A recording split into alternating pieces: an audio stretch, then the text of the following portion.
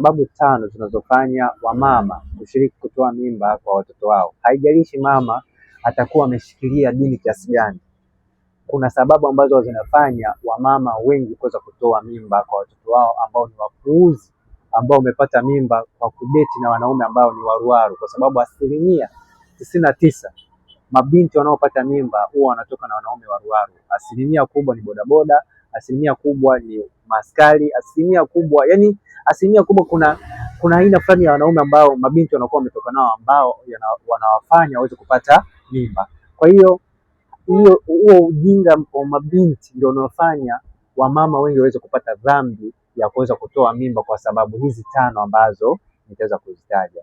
Sababu ya kwanza kabisa ni sababu ya kumwogopa mumewe. Mwanamke au mama anapokuwa ameolewa na mwanaume ambaye ni mkorofi, huwa anajua kwamba dhambi ya binti ambaye ameipata ya kupata mimba ya bahati mbaya, kwa sababu kuna mimba ambayo watu wengi wanasema kwamba mimba ya bahati mbaya, ili hali unakuwa ni upuuzi wa binti. Lakini kama ni mimba ya bahati mbaya, basi mzazi au mama huwa anahisi kwamba mume ataweza kumkalipia na pengine ataweza kumpiga kutokana na upumbavu wa mtoto wake. Kwa hiyo hii ni mojawapo ya sababu kubwa sana ambayo inafanya wamama wengi kuweza kushiriki kutoa mimba, kutokana na kumwogopa mumewe. Na pia sababu ya pili ni sababu ya ushawishi wa marafiki. Mama anaweza akatoa, akaenda kuwashirikisha marafiki zake kwamba mtoto wangu amepata mimba.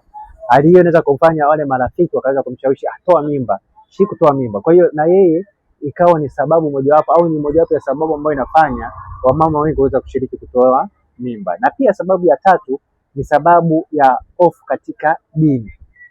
Mfano, hakuna dini yoyote ambaye imeruhusu kwamba binti aweze kupata mimba bila kufunga ndoa.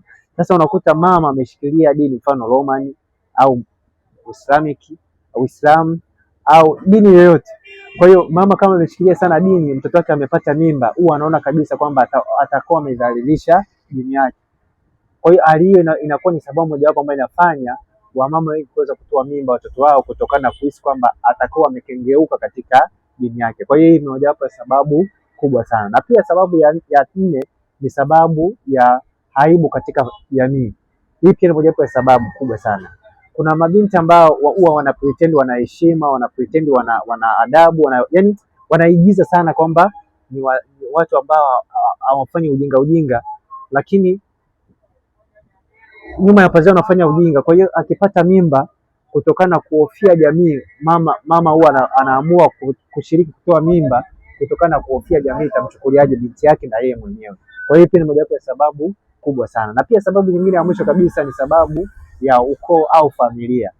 Kuna familia ambazo binti anapopata mimba huwa wanajikuta wanaanza kuizomea huyo mwanafamilia.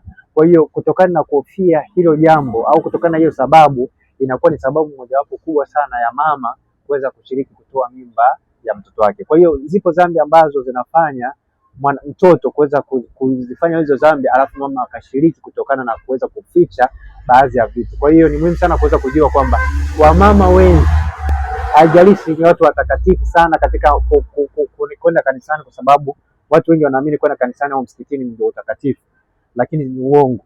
Lakini haijalishi wamama wengi wanaenda kanisani au msikitini, wengi wao wameweza kushiriki kutoa mimba kwa sababu hizi tano ambazo nimeweza kuzitaja.